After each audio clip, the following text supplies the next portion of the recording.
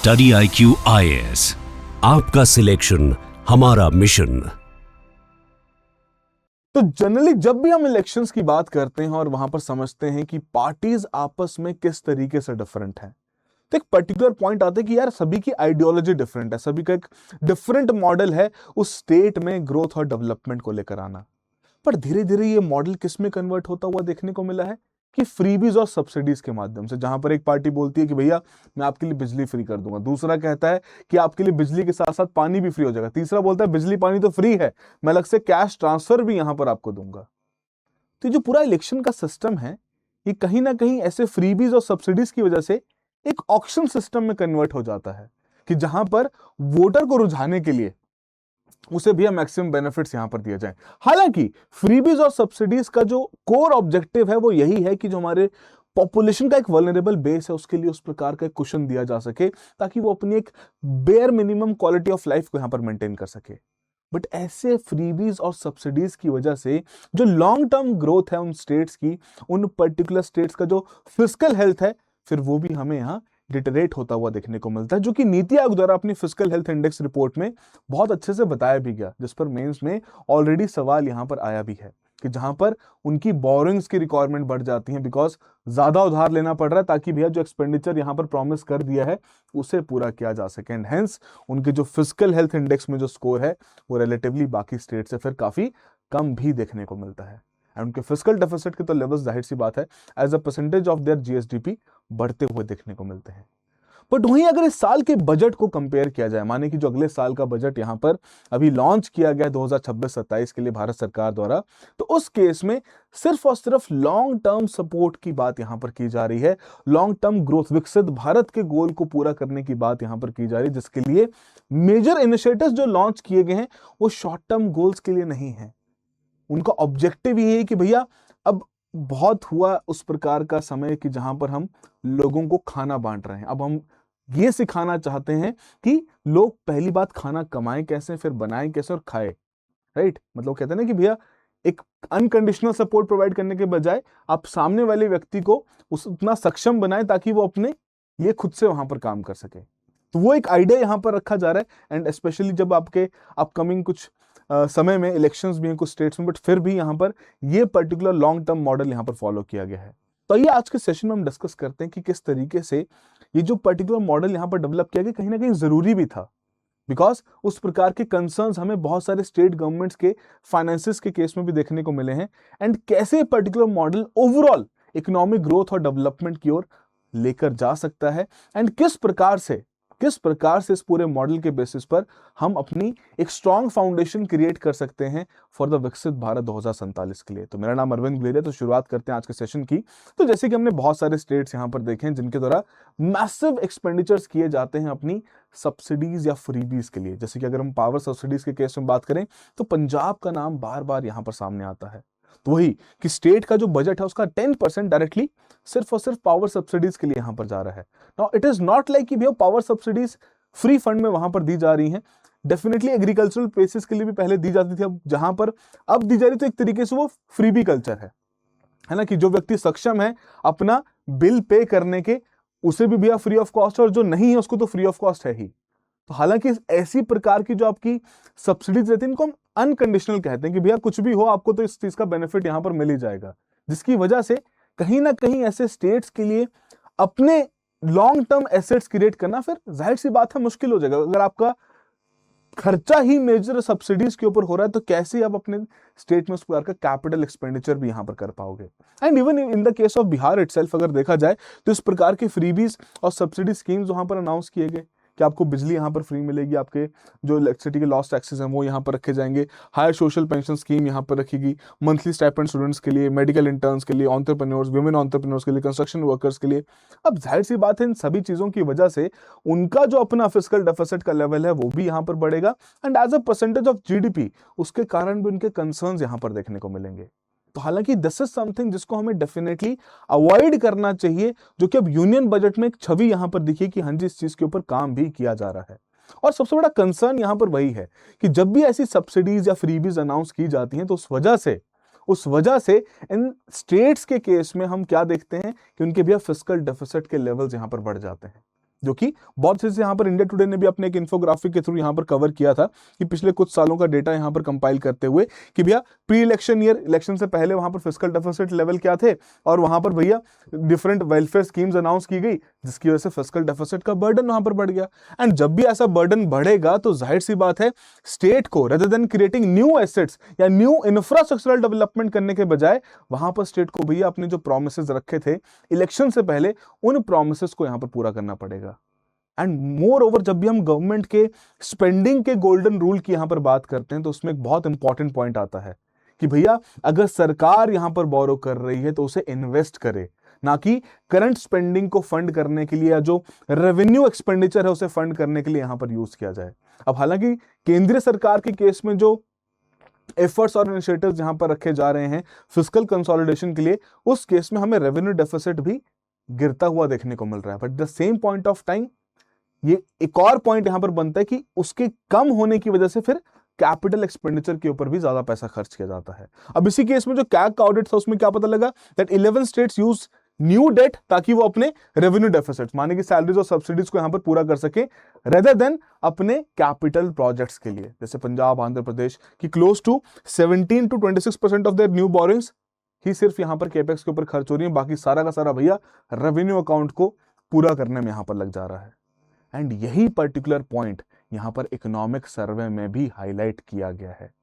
कि भैया जो फ्रीबी का कल्चर है, जो आप अनकंडीशनल कैश ट्रांसफर जो यहां पर करते हैं, this is something which needs to be stopped. आप अनकंडीशनल करते रहेंगे, उससे आपको कोई पॉजिटिव इंपैक्ट क्रिएट नहीं होगा। जाहिर सी बात है, अगर आप फ्री में यहां पर कोई भी चीज बांटेंगे तो उसकी उतनी वैल्यू भी नहीं रहेगी। कितने सारे एग्जाम्पल्स हमारे पास यहां पर अवेलेबल है ना, कि जहां हम देखते हैं कि भैया जो प्राइस होता है ना किसी भी चीज का, वो एक्ट करता है एज अ सिग्नल, कि जहां पर अगर आपके पास कोई चीज महंगी मिल रही है तो आपको पता है कि भैया उसको बहुत सोच समझ के यूटिलाइज करना है। हमने फ्री इलेक्ट्रिसिटी बांटने की कोशिश करी, इरिगेशन पर्पसेस के लिए भी वहां पर एग्रीकल्चर पर्पसेस की इलेक्ट्रिसिटी फ्री की गई, ग्राउंड वाटर की एक्सट्रैक्शन बढ़ गई, जुडिशियल यूटिलाइजेशन वहां पर नहीं हुआ। Same in the case of fertilizer also. So that is the point कि एक पर्टिकुलर पॉइंट होना चाहिए कि भैया आपको सपोर्ट तब मिलेगा अगर आप ये कंडीशंस यहां पर पूरी करेंगे। और इसी इकोनॉमिक सर्वे में बहुत इंटरेस्टिंग पॉइंट जो यहां पर हाईलाइट किया गया कि बाकी देशों के यहां पर मॉडल डिस्कस किए गए, जिसमें ब्राजील का जो मॉडल था उसकी प्रशंसा यहां पर की गई और उस मॉडल को रेप्लिकेट करने की भी यहां पर बात की गई, जिसे हम अभी थोड़ी देर में यहां पर डिस्कस भी करेंगे। बट द पॉइंट इज कि अगेन इकोनॉमिक सर्वे ने भी यहां पर हाईलाइट किया और वार्न किया है that these kind of unconditional cash transfer जो कि मेजॉरिटली महिलाओं के लिए यहां पर दिए जाते हैं, इनको रीअसेस करने की जरूरत है, रीवैल्यूएट करने की जरूरत है, इन्हें समझने की जरूरत है कि क्या इनकी वजह से आपकी इकोनॉमी के ऊपर किसी प्रकार का पॉजिटिव इंपैक्ट पड़ रहा है या सिर्फ और सिर्फ क्योंकि अगर महिलाओं को अगर आप ऐसी फ्री सब्सिडीज देंगे, जाहिर सी बात है मिलनी चाहिए बट सर्टेन कंडीशंस के साथ, ताकि वो इकोनॉमी में पार्टिसिपेट भी करें। बट अगर अनकंडीशनल रहेंगी तो भैया उनकी पार्टिसिपेशन भी लिमिटेड रहेगी and labour force participation rate in terms of women वो भी हमें यहां पर कम देखने को मिलेगा। बट वहीं इस साल के बजट के केस में देखा जाए तो दैट इज समथिंग जो कि इस पर्टिकुलर पैरामीटर से वो अलग रहे। हम कहते हैं ना कि इकोनॉमिक सर्वे एक तरीके से एक गाइड के तरीके से काम करता है कि कैसे आने वाला बजट यहां पर होगा। इकोनॉमिक सर्वे में जब वो वाली बातें हाईलाइट की गई तो बजट में बेसिकली पॉइंट रखा गया कि भैया ऐसी फ्रीबीज या सब्सिडीज वाले कल्चर को और प्रमोट नहीं करना है, इकोनॉमिक ग्रोथ को यहां पर प्रमोट करना है। और जिसमें सबसे बड़ा पॉइंट था जो कैपिटल एक्सपेंडिचर यहां पर बढ़ाया गया फर्दर, है ना, 12.2 लाख करोड़ तक यहां पर लेके जाने की बात की गई। It is not just in terms of कि भैया आपके नए इंफ्रास्ट्रक्चर प्रोजेक्ट्स यहां पर रखे जाएंगे, नहीं, इस पर्टिकुलर 2026 के बजट में यहां पर डेफिनेटली कैपेक्स आपका स्ट्रॉन्ग बेस बिल्ड करेगा। एमएसएमईज के थ्रू, एमएसएमईज की जो 3 pronged स्ट्रैटेजी वहां पर रखी गई कि उनको लिक्विडिटी सपोर्ट चाहिए, मेंटरशिप सपोर्ट वहां पर चाहिए एंड अपार्ट फ्रॉम दैट उनके लिए उस प्रकार का इक्विटी सपोर्ट भी यहां पर रखना है। सो दैट इज समथिंग जिसके थ्रू एमएसएमईज आपके एम्प्लॉयमेंट इनिशिएटिव्स को यहां पर पावर कर सकती हैं, मैन्युफैक्चरिंग आपका रेजिलियंस को यहां पर स्ट्रेंथन करेगा एंड इसी प्रकार से इंफ्रास्ट्रक्चर लेड मोमेंटम आपका कंटिन्यू रहेगा ताकि उस प्रकार का विकसित भारत पूरा किया जा सके। एंड डिफरेंट इनिशिएटिव्स यहां पर रखे गए हैं, चाहे वो आपका बायोफार्मा शक्ति हो, हाई टूल रूम्स हो, आपकी कंटेनर मैन्युफैक्चरिंग की स्कीम्स हो, स्पोर्ट्स गुड्स की मैन्युफैक्चरिंग के लिए हो, डेडिकेटेड केमिकल पार्क्स हो, सेमीकंडक्टर मिशन 2.0 हो, राइट। तो सारे इनिशिएटिव्स के थ्रू ऑब्जेक्टिव क्या है कि भैया इंडिया की इकोनॉमिक ग्रोथ को फ्यूल किया जाए, कि अब हमें यहां पर उस प्रकार का कुशन सपोर्ट जो हम देते आए हैं, चलो वो कंटिन्यू रहेगा, उसको बढ़ाने की जरूरत नहीं है। नाउ इज द टाइम जब हम अपने डेमोग्राफिक डिविडेंड को यहां पर यूज करें, जो हमारे पास ह्यूमन रिसोर्स अवेलेबल है उसे यहां पर यूज करें। एंड उसे यूज करने के लिए डेफिनेटली सरकार को ही यहां पर पहला स्टेप लेना पड़ रहा है।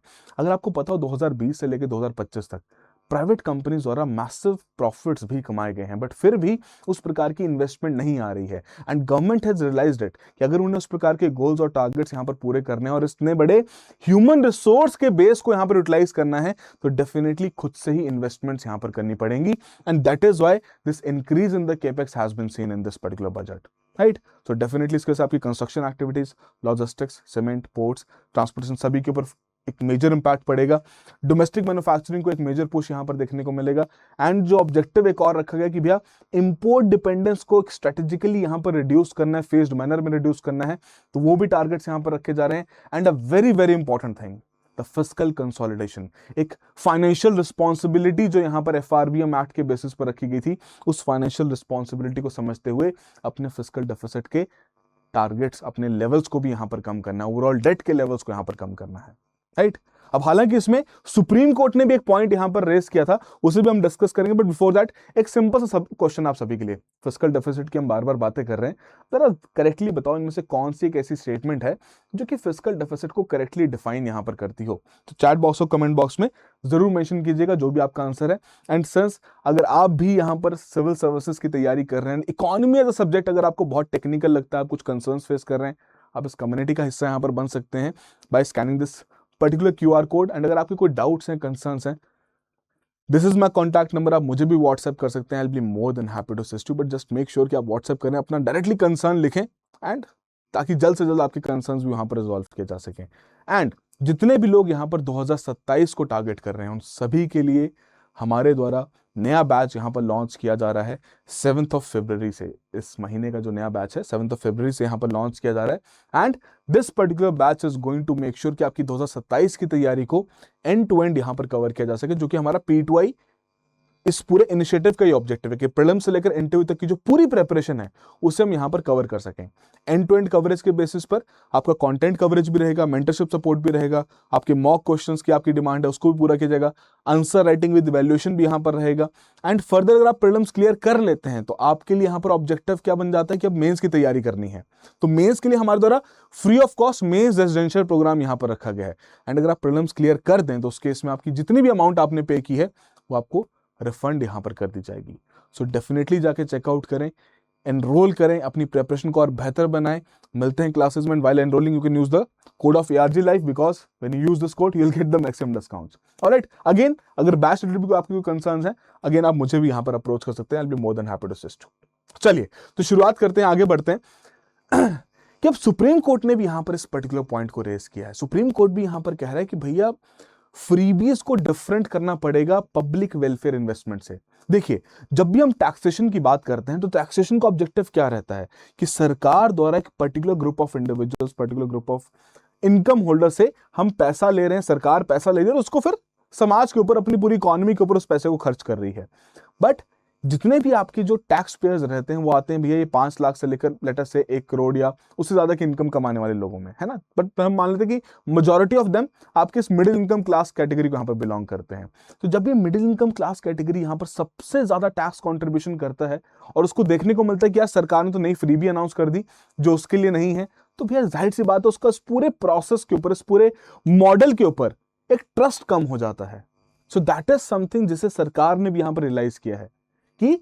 हमें यहां पर अगर टैक्स पेइंग पॉपुलेशन इतना ज्यादा पैसा दे रही है, बिकॉज सरकार के रेवेन्यूज में अगर आप देखें, रिसीट्स में यहां पर देखें, सबसे ज्यादा पैसा आता है बोरोइंग से 24% तक का। सेकंड नंबर पर यहां पर इनकम टैक्स का है विच इज 21%। कॉर्पोरेट टैक्स और कम है 18%, राइट। तो ये इनकम टैक्स का पैसा अगर इतना आ रहा है तो भैया उसको फ्रीबी कल्चर में और प्रमोट नहीं किया जा सकता। नाउ इज समथिंग जिसके थ्रू हम एक एफिशिएंट इंफ्रास्ट्रक्चरल डेवलपमेंट यहां पर करें ताकि वो ओवरऑल देश के इकोनॉमिक ग्रोथ में भी कंट्रीब्यूट करें एंड उस पर्टिकुलर टैक्स पेयर के लिए उसे भी यहां पर ये लगे कि हाँ यार मेरे पैसे से कुछ एक पॉजिटिव इंपैक्ट यहां पर पड़ रहा है, राइट। और वही चीज यहां पर सुप्रीम कोर्ट ने भी हाईलाइट की कि भैया आपको फ्रीबीज को डिफरेंट करना पड़ेगा पब्लिक वेलफेयर इन्वेस्टमेंट से। अगर आप एजुकेशन के ऊपर खर्च कर रहे हैं, हेल्थ के ऊपर खर्च कर रहे हैं, that is well and good, right.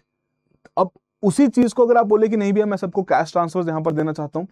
That is something जिसे अवॉइड करने की बहुत ज्यादा आवश्यकता है, क्योंकि आप इलेक्शन जीतने के लिए तो ये शायद पैंतरा अपना लेंगे, बट आगे कंटिन्यू करना है, सस्टेनेबल ग्रोथ करनी है, फ्यूचर जनरेशंस के ऊपर अगर आप टैक्स बर्डन कम करना चाहते हो तो ये पर्टिकुलर मॉडल लंबे समय तक काम नहीं कर पाएगा। सो वही पॉइंट यहां पर कहा गया है कि एक डेडिकेटेड डाइवर्जन है ना, एक पर्टिकुलर तरीका होना चाहिए कि जहां पर सरकार अपने पैसे को ऐसे डेवलपमेंटल पर्पसेस के लिए यहां पर यूज करे, rather than handing out the cash transfers जो कि अनकंडीशनल नेचर के हैं, जिनसे इकोनॉमी के ऊपर हमें कोई पॉजिटिव इंपैक्ट नहीं पड़ता, राइट। और वैसे यहां पर जो ब्राजील का मॉडल था बोल्सा फैमिलिया, अब इस केस में क्या है, ये कंडीशनल कैश ट्रांसफर है कि महिलाओं को यहां पर कैश ट्रांसफर दिए जाते हैं, फैमिलीज को कैश ट्रांसफर दिए जाते हैं, but there are certain requirements कि भैया जो बच्चे उनके घरों के हैं उनकी मैंडेटरी स्कूल अटेंडेंस यहां पर होनी चाहिए, राइट। इम्यूनाइजेशन प्रोग्राम, मतलब सभी को वैक्सीनेशन यहां पर लगनी चाहिए, मदर और बच्चों का एक प्रॉपर मेडिकल चेकअप रेगुलर तरीके से यहां पर होना चाहिए, mandatory prenatal and postnatal care यहां पर महिलाओं के लिए होनी चाहिए, प्रेग्नेंट महिलाओं के लिए, है ना, या नई मदर्स के लिए। सो दैट इज द पॉइंट कि कंडीशनल रखा गया, बिकॉज उस कंडीशन के बेसिस पर आप अपनी इकोनॉमी को, अपने लोगों को और बेहतर यहां पर कर पाते हैं। सो दैट इज समथिंग जो कि इकोनॉमिक सर्वे भी यहां पर कह रहा है कि भाई अगर आपको ऐसा कोई सब्सिडी पैटर्न निकालना भी है तो उन सब्सिडी पैटर्न्स को, उन सब्सिडी स्कीम्स को, वेलफेयर स्कीम्स को you need to reevaluate them. ऐसा नहीं कि भैया लॉन्च किया और भूल गए कि चलो देखते हैं क्या इसका इंपैक्ट पड़ता है, या वहां पर लीकेजेस हो रही हैं तो उससे कोई इतना खास फर्क नहीं पड़ रहा है। आपको उसे कंडीशनल रखना पड़ेगा कि आपको पैसा तभी मिलेगा अगर आप ये कंडीशन पूरी करोगे, और उस कंडीशन के बेसिस पर आप इंश्योर कीजिए कि आपकी जो पॉपुलेशन है वो आत्मनिर्भर यहां पर बने, कि जो कैश ट्रांसफर्स हैं, फ्रीबीज हैं, सब्सिडीज हैं, ये एक जरिया नहीं बनना चाहिए कि जहां पर लोग आपके ऊपर डिपेंडेंट हो जाएं। ये एक जरिया बनना चाहिए कि जहां से इसे यूज करके लोग अपनी क्वालिटी ऑफ लाइफ इंप्रूव कर सके। जैसे हम कहते हैं ना कि भैया PDS system, public distribution system, कि राशन फ्री में बांटना है, तो वहां पर लोगों की डिपेंडेंस को नहीं बढ़ाना है, उनको एक क्वेश्चन प्रोवाइड करना है कि चलो भैया थोड़े समय के लिए आपका जो खाने का खर्चा है वो मैं यहां पर संभाल लूंगा, माने सरकार यहां पर संभाल लेगी, आप बाकी चीजों पे काम कीजिए, अपने बच्चों को पढ़ाइए, ताकि आपकी ओवरऑल हाउस होल्ड का जो इकोनॉमिक ग्रोथ है, सोशियो इकोनॉमिक डेवलपमेंट है, वो यहां पर हो सके।